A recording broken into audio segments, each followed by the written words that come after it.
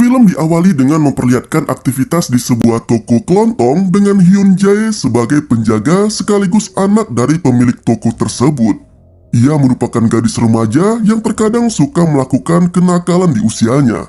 Contohnya saja seperti saat ini, ia merokok bersama seorang temannya yang bernama Abby. Bahkan dalam aksinya itu, keduanya sempat berencana untuk pergi ke klub malam untuk mendapatkan kesenangan baru di sana.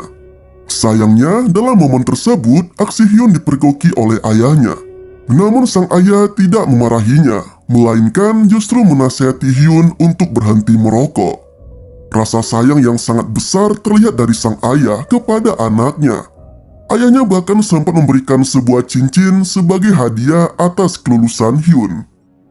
Nah, berbeda dengan sang ibu, ia nampak tidak ingin terlalu memanjakan anaknya. Bahkan sang ibu kini memberinya tugas untuk menyelesaikan laporan keuangan toko yang akan dibawanya ke pihak bank.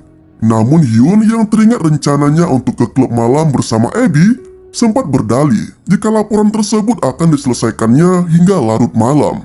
Meski awalnya terjadi perdebatan karena sang ibu tidak ingin Hyun pulang terlalu malam.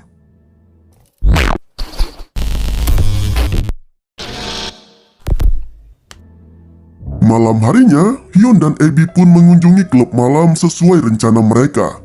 Di sana keduanya bertemu dengan seorang pria yang mengaku sebagai petugas pemadam kebakaran. Abby yang menilai jika sahabatnya itu sedang tertarik dengan pria tersebut, akhirnya meninggalkan Hyun di sana. Sementara ia sendiri kini menemukan pria baru lainnya yang juga ada di klub malam tersebut. Malam itu pun dilalui mereka dengan pasangannya masing-masing. Hingga kemudian, pria yang mengaku sebagai petugas pemadam kebakaran itu pun mengantarkan Hyun pulang. Mereka juga sempat berhenti di sebuah tempat karena sang pria beralasan ingin menelpon temannya. Namun sempat muncul kecurigaan ketika Hyun mendapati seragam pemadam kebakaran yang dikenakan oleh sang pria merupakan seragam palsu, disusul dengan sebuah mobil misterius yang berhenti di belakangnya. Dan pria yang baru dikenalnya itu terlihat mendatangi mobil tersebut. Perasaan takut dan curiga yang terlalu besar akhirnya membuat Hyun memutuskan untuk kabur dari sana. Namun sialnya, ia malah ditangkap dan dilumpuhkan oleh pria yang baru dikenalnya itu. Di tempat lain, terlihat seorang polisi bernama Bob yang sedang patroli. Dan ia mendapati seorang petugas polisi lain dan warga setempat yang baru saja menemukan sesosok mayat perempuan di sana. Korban tersebut sempat dicurigai sebagai tahanan berkat pengikat yang ada di kakinya.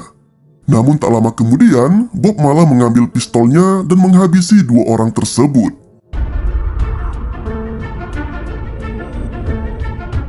Kembali ke Hyun, ia kini terlihat tengah berada dalam sebuah truk bersama gadis lainnya dengan kondisi yang mengenaskan. Sesampainya di lokasi, Hyun dibawa ke sebuah ranjang dengan tangan diborgol. Nampak juga seorang penjaga dan dokter yang langsung menyuntikkan obat bius hingga membuat Hyun tak sadarkan diri. Dalam kondisi tersebut, sang dokter sempat mencopot paksa kawat gigi Hyun dan memandikannya, hingga tubuhnya pun harum kembali. Setelah itu, Hyun pun tersadar dalam sebuah ruangan yang mirip seperti barak, dengan banyak gadis yang bernasib sama seperti dirinya. Kakinya juga kini sudah dipasangi pengikat yang diketahui merupakan alat pelacak yang dipasangkan pada semua gadis di sana. Dari sinilah terungkap bahwa Bob merupakan polisi kotor yang menjalankan bisnis penjualan gadis. Ia juga dibantu oleh Vaughan yang merupakan kaki tangannya di tempat tersebut. Mereka terlihat membagikan anak kucing pada setiap gadis yang ada di sana.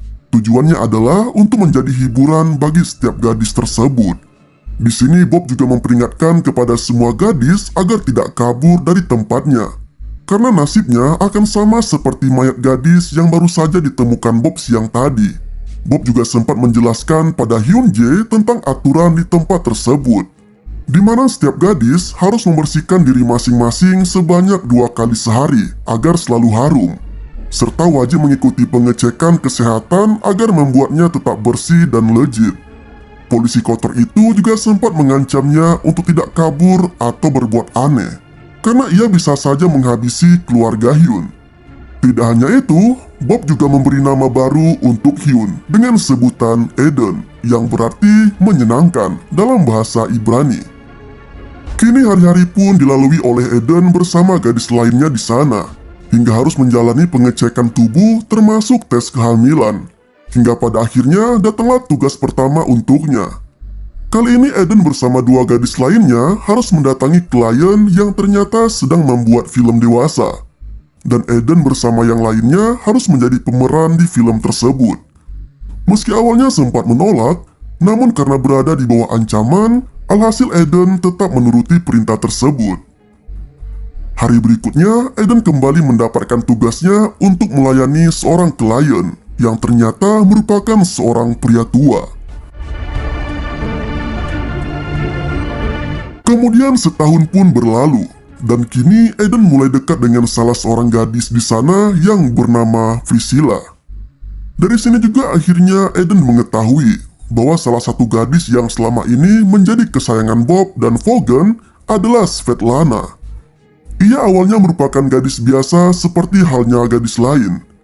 Namun pada akhirnya kepercayaan besar mulai didapat oleh gadis tersebut hingga membuatnya begitu spesial. Bahkan ia bisa memilih sendiri pekerjaan yang diinginkannya selama berada di sana. Tidak hanya itu, cincin milik Eden yang dulu sempat diberikan oleh ayahnya kini telah melingkar di jari Svetlana yang sebelumnya disita oleh Vaughan. Dari sinilah Eden akhirnya berencana untuk bisa mengambil kembali cincinnya dari gadis tersebut. Namun naasnya Priscilla yang sedang berbincang asik dengan Eden justru harus dibawa oleh seorang penjaga di sana. Keesokan harinya, Eden mendapatkan tugas kembali.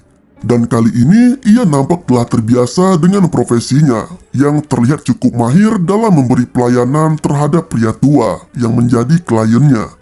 Dalam perjalanan pulang, ia juga sempat mematahkan hak sepatunya yang bakal digunakan sebagai senjata dalam membela dirinya. Dan secara kebetulan, Svetlana kini malah menempati ranjang milik Priscilla. Setelah semuanya tertidur, Eden dengan cepat menyerang Svetlana dan berusaha mengambil cincin pemberian ayahnya. Namun sial, pertarungannya dengan Svetlana diketahui oleh penjaga. Bahkan Vaughan yang mengetahui permasalahan kedua gadis itu langsung menyuruh Eden untuk menelan cincin itu sebagai hukumannya. Seolah menemukan celah untuk menarik perhatian Vaughan, Eden sempat menawarkan diri untuk menjadi orang kepercayaannya dengan berdalih bahwa selama ini beberapa gadis sempat meremehkan Vaughan hanya karena ia sangat tunduk terhadap Bob. Namun pria itu terkesan cuek dan belum terlalu peduli dengan apa yang dikatakan Eden padanya. Di hari yang berbeda, Eden beserta dua gadis lainnya mendapat tugas untuk menjadi penghibur di sebuah pesta. Namun tidak seperti biasanya, klien mereka yang sekarang justru tidak mau membayar tagihan seperti yang sudah disepakati sebelumnya. Vaughan yang berada di bawah pengaruh barang haram dengan berani mengeluarkan pistolnya dan mengancam pada kliennya itu hingga kemudian pembayaran pun dilakukan. Namun secara mengejutkan, dua gadis yang dibawanya malah kini kabur dan memaksa Vaughan serta Eden untuk mengejar mereka menggunakan pemancar sinyal yang berasal dari gelang kaki kedua gadis itu. Di sini sempat terjadi dilema. Eden berharap agar kedua gadis itu bisa bebas. Namun di sisi lain, ia juga ingin bisa mendapatkan kepercayaan lebih dari Vaughan. Akhirnya Eden lebih memilih untuk memihak kepada Vaughan, setidaknya agar ia bisa mendapatkan kepercayaan dari pria tersebut. Dan alhasil kedua gadis itu pun kembali ditangkap. Vaughan merasa sangat senang karena kali ini ia tidak kembali kecolongan dan berhasil mendapatkan gadisnya lagi. Di suatu malam, Eden meminta izin kepada penjaga untuk ke toilet. Dan alhasil ia pun bisa mendapatkan kembali cincin pemberian sang ayah yang sempat ditelannya tempo hari.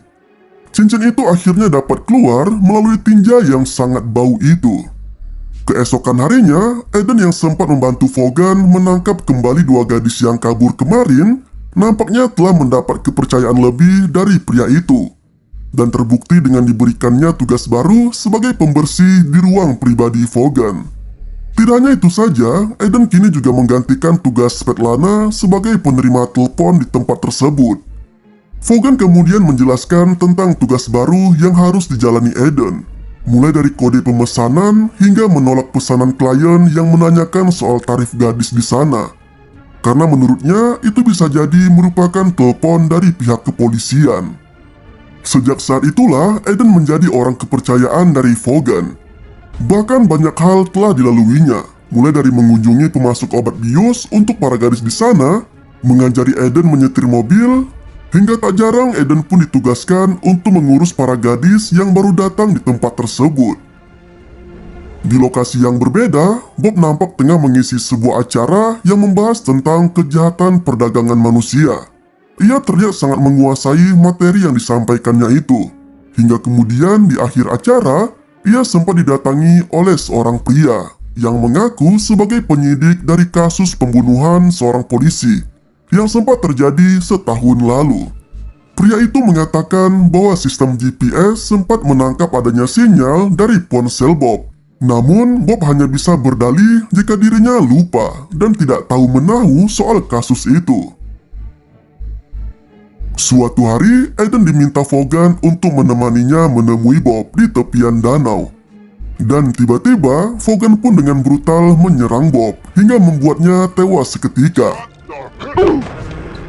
Vaughan dengan santuinya mengatakan bahwa aksi tersebut merupakan perintah dari atasannya, yang mengartikan bahwa Bob bukanlah dalang utama dari bisnis penjualan gadis mereka. Di hari yang berbeda, Eden kembali menemani Vaughan mengantarkan seorang gadis yang tengah hamil ke sebuah tempat yang menjadi lokasi praktek untuk penjualan bayi. Awalnya semua biasa-biasa saja, hingga akhirnya Eden yang akan ke toilet justru menemukan Priscilla yang tampak terbaring di salah satu ruangan dengan perut yang sangat besar. Namun karena tidak memiliki kuasa apapun, maka Eden hanya berjanji pada Priscilla bahwa ia akan menyelamatkannya suatu saat nanti. Sementara itu di tempat lain, terlihat Ivan si penjaga tengah terikat di bak penuh es, yang diketahui bahwa ia ternyata telah bekerja sama dengan pihak kepolisian. Dan Vaughan pun dengan cepat memutuskan untuk pindah ke Dubai bersama dengan semua gadisnya. Persiapan pun dilakukan termasuk dengan membakar semua berkas yang ada di sana, serta memberangkatkan para gadis terlebih dahulu menggunakan sebuah truk. Sedangkan Vaughan dan Eden kini terlihat tengah mempersiapkan paspor yang akan mereka gunakan nantinya. Seolah melihat adanya celah, Eden yang mengetahui jika Vaughan akan kembali mengkonsumsi barang haram, kini berusaha meracuni pria itu dengan mencampurkan semprotan serangga ke dalam alat yang akan digunakan Vaughan. Dan jelas saja, Vaughan yang tak curiga pun langsung menggunakan alat hisapnya, hingga kemudian ia pun tak sadarkan diri. Dengan mudah, Eden pun kabur dari sana dengan melepaskan terlebih dahulu gelang kakinya dan membawa sejumlah uang yang ada di dalam tas. Namun bukannya kabur menyelamatkan diri, Eden malah kembali mengunjungi tempat Priscilla berada dengan tujuan untuk membawa serta temannya itu dari sana. Di sini Eden sempat meminta baik-baik kepada Marco yang merupakan penjaga di sana dengan menawarinya uang agar ia bisa membebaskan Priscilla. Namun Marco yang menganggap uang itu tidaklah seberapa malah menolak tawaran tersebut. Hingga kemudian Eden mengeluarkan obat bius yang langsung disuntikannya pada Marco dan membuat pria itu terkapar tak berdaya.